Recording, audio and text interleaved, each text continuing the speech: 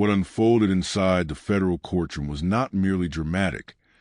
It was historic in the most troubling sense of the word. In a setting defined by order, restraint, and strict procedural decorum, Donald Trump's legal team was physically removed by federal marshals after an explosive confrontation that stunned everyone present. Courtrooms are designed to withstand tension. Heated arguments, sharp objections, and high-stakes confrontations are routine in major trials. But what happened here went far beyond the accepted boundaries of adversarial advocacy. Witnesses described a moment when the machinery of justice visibly stalled, overwhelmed by a breakdown in professional conduct so severe that the presiding judge had no viable option other than removal. Federal marshals stepping in to escort attorneys, licensed officers of the court, out of a live proceeding is extraordinarily rare. It is not a sanction imposed lightly. It is the legal system's emergency brake, used only when authority, order, and the integrity of the trial itself are at immediate risk. The catalyst was a single email, not a sweeping trove of documents, not a new witness. One email, introduced by prosecutors, that Trump's attorneys had previously sworn under oath did not exist. Within moments of his presentation, the courtroom atmosphere shifted from tense to volatile. Raised voices replaced measured argument. Accusations replaced objections. As one attorney shouted accusations at the bench, denouncing proceedings as illegitimate, the judge issued clear warnings. They were ignored. When lawyers refuse to comply with direct judicial orders, the situation crosses from advocacy into defiance. That is when the system responds with force. Legal analysts across the spectrum immediately recognized the gravity of the moment. This was not political theater. It was professional collapse, unfolding in real time, on the record, before a jury. To grasp the significance of what occurred, it's essential to understand just how rarely lawyers are expelled from federal courtrooms. Judges tolerate aggressive advocacy. They expect friction. But they also demand adherence to a fundamental baseline: truthfulness, respect for court, and obedience to lawful orders. When those standards are breached, especially simultaneously, the consequences escalate rapidly. In decades of federal trial practice, most attorneys never witness a colleague being physically removed from court, let alone multiple lawyers in a single incident. Such actions are typically reserved for extreme cases involving persistent disruption, contemptuous conduct, or behavior that threatens the fairness of the proceedings. Here, all three were present. The attorneys did not merely object. They accused prosecutors of fabricating evidence, a claim that implies serious criminal misconduct. They did so without presenting proof. When challenged by the judge, they doubled down rather than retreating.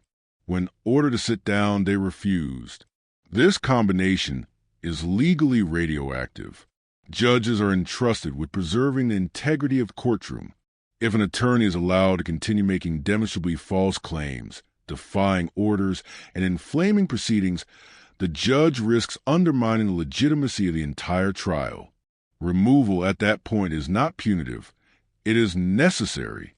What makes this moment especially striking is the professional stature of the individuals involved. These were not inexperienced lawyers or fringe figures.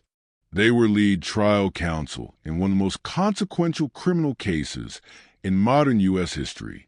Their conduct placed not only their client at risk, but their own careers, licenses, and potentially their freedom. Legal ethics experts were nearly unanimous in their assessment. This was not a gray area.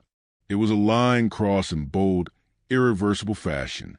Until that moment, Trump's defense had been carefully constructed around one critical pillar: credibility. From the outset, his legal team framed the case as a misunderstanding inflated by politics. They argued that any document retention issues were inadvertent, that Trump relied on legal counsel, and that prosecutors were stretching criminal statutes to pursue a former president.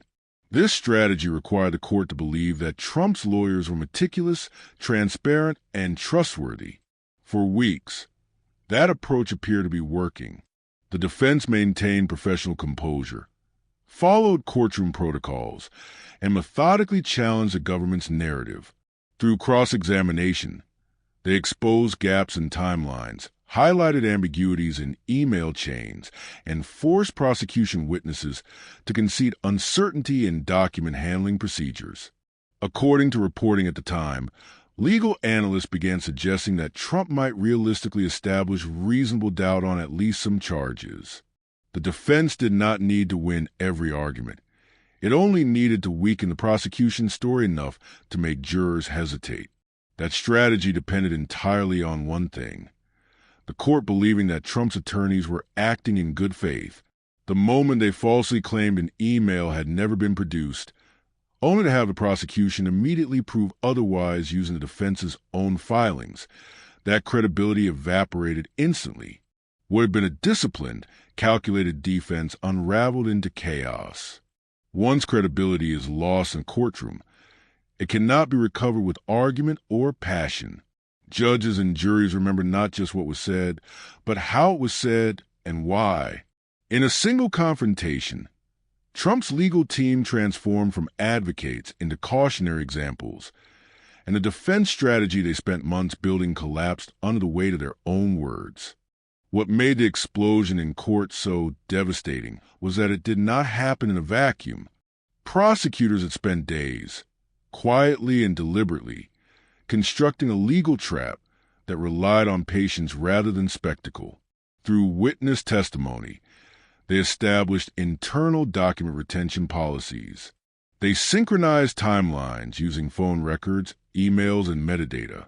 They repeatedly contrasted inadvertent mistakes with intentional obstruction, drawing a clear line between negligence and willful conduct. None of it was flashy. All of it was precise. To outside observers, the pace may have seemed slow, but inside the courtroom, experienced trial lawyers recognized what was happening. This was groundwork. The prosecution was narrowing the field, eliminating alternative explanations, and ensuring that when a key piece of evidence appeared, it would land with maximum force. By the morning of December 10th, that groundwork was complete. Prosecutors informed the court that they intended to introduce an email that had already been authenticated and produced in discovery, but had not yet been shown to the jury. On its face, this was procedurally unremarkable, but the reaction from the defense was immediate and revealing. Before the document was even displayed, Trump's attorneys began objecting aggressively without having seen it. In high-stakes litigation, that kind of preemptive resistance is often interpreted as panic. Veteran trial lawyers know that when a defense team moves to block evidence sight unseen, it usually means they already understand the danger it poses. The courtroom sensed it. Something critical was coming. When prosecutors distributed the email, they did so simultaneously to the judge, the jury, and the defense table. The document was dated August 2022, squarely within the period when Trump's legal team was actively negotiating with the Justice Department over the return of classified materials. Its timing alone was problematic. Its contents were worse. Within seconds of reading it, Trump's lead trial counsel stood up and demanded an emergency sidebar. The judge granted the request, expecting a standard, discreet exchange at the bench. That expectation collapsed almost instantly. According to reporters positioned close enough to hear fragments of the exchange, the attorney raised his voice immediately, accusing the government of introducing fabricated evidence. The judge warned him to lower his tone. He did not. Instead, he escalated, demanding that the court declare mistrial on the spot. Recognizing the volatility of the moment, the judge called a recess and ordered the jury removed from the courtroom. Once the jury was gone and the proceedings resumed on the record, the confrontation intensified dramatically. Speaking directly into microphone, Trump's attorney accused prosecutors of withholding exculpatory material, manufacturing documents, and committing prosecutorial misconduct that he claimed amounted to criminal fraud on the court. These were not rhetorical flourishes. They were explicit allegations of felony behavior by federal officials. The judge asked him to clarify exactly what he was alleging. That question offered an exit. He did not take it. Instead, the attorney made a definitive factual claim. His team had thoroughly reviewed all emails from the relevant period, and the email just introduced had never appeared in any document production they received. He insisted they were seeing it for the first time. That statement would prove catastrophic. The prosecutor's response was calm, measured, and devastating. She informed the court that the email had been produced to the defense months earlier, specifically in the third document production delivered in September. It was clearly identified in the production index as item 4732. Then she went further. She handed the judge a copy of the defense's own pretrial motion, highlighting a reference to the exact same email thread. The defense had not only received the email, they had cited portions of it themselves, omitting the most damaging language. In that instant, the entire courtroom dynamic shifted. Reporters described a palpable shock. The defense attorney's face reportedly flushed. But instead of retreating, requesting time to review the record, or acknowledging an error, he doubled down. He accused the prosecutor of lying. He claimed the email must have been altered after production. He insisted the case was a setup. The judge, visibly losing patience, asked a direct and consequential question. Was he formally accusing the prosecution of fabricating federal evidence? His answer was unequivocal. Yes. At that moment, legal experts say, he crossed a line that competent attorneys simply do not cross. Accusing prosecutors of criminal conduct without proof, while the record shows your own statement is false, is not advocacy. It is misconduct. A second defense attorney attempted to intervene, physically tugging at his colleague's sleeve to pull him back to the table. The lead counsel brushed him off and continued, accusing the judge of complicity and comparing the case to Watergate. The judge found him in contempt and ordered him to sit down. He refused. That refusal removed all remaining discretion. A courtroom cannot function if attorneys ignore direct judicial orders. The judge turned to federal marshals and issued a single command: remove him. When the second attorney stood up and began shouting about constitutional violations, the judge ordered his removal as well. Both attorneys were escorted out of the courtroom as one continued yelling accusations at the bench. The remaining junior attorney sat frozen, left alone to face the consequences of a defense strategy that had just collapsed in full view of the jury. Once the attorneys were removed, the legal fallout began almost immediately. What occurred in that courtroom was no longer just a trial incident. It became a textbook case of potential ethical violations. Legal ethics experts across the ideological spectrum were nearly unanimous. The conduct on display triggered the most serious professional red flags imaginable. Attorneys are bound by a duty of candor to the tribunal. That duty is absolute. It prohibits knowingly making false statements of fact to a judge and requires immediate correction when an error is discovered. In this case, Trump's lead counsel made an explicit factual assertion that the defense had never received the email in question. That claim was disproven within minutes using the defense's own filings.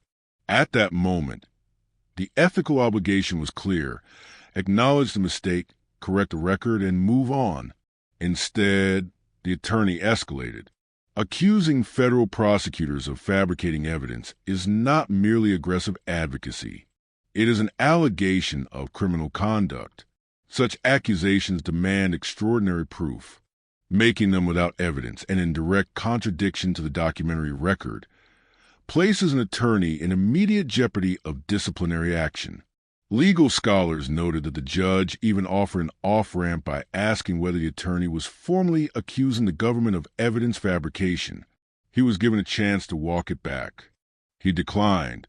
That decision alone may trigger bar investigations, potential suspension, or disbarment. Ethics professors pointed out that attorneys have been permanently disbarred for far less public and less egregious violations. The damage to Trump's defense was instant and severe. In a complex federal criminal trial, preparation is everything. Lead counsel typically develops the overarching strategy, prepares cross-examinations, manages evidentiary objections, and coordinates witness sequencing.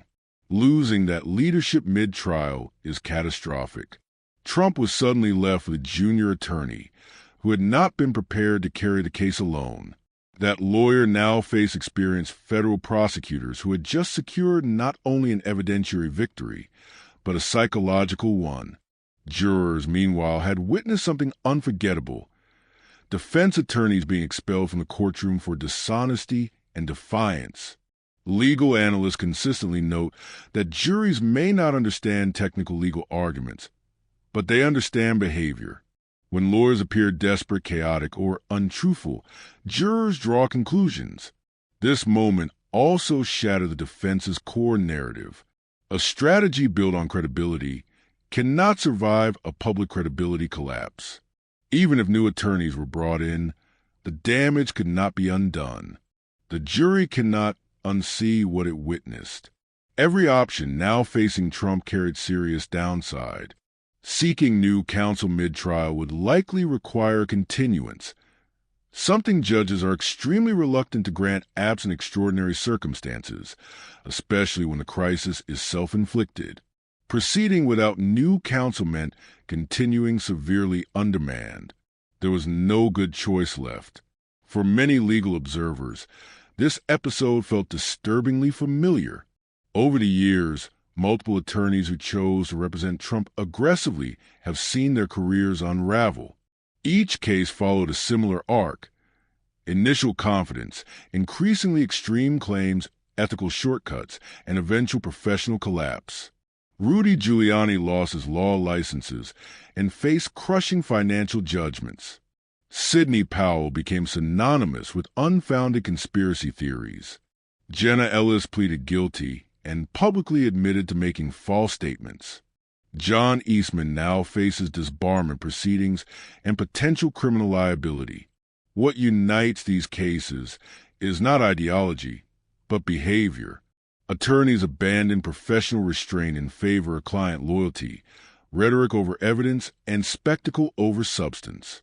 Legal commentators increasingly describe this as a systemic risk. Representing Trump often appears to involve pressure to advance claims that cannot withstand scrutiny. Those who comply pay a heavy price.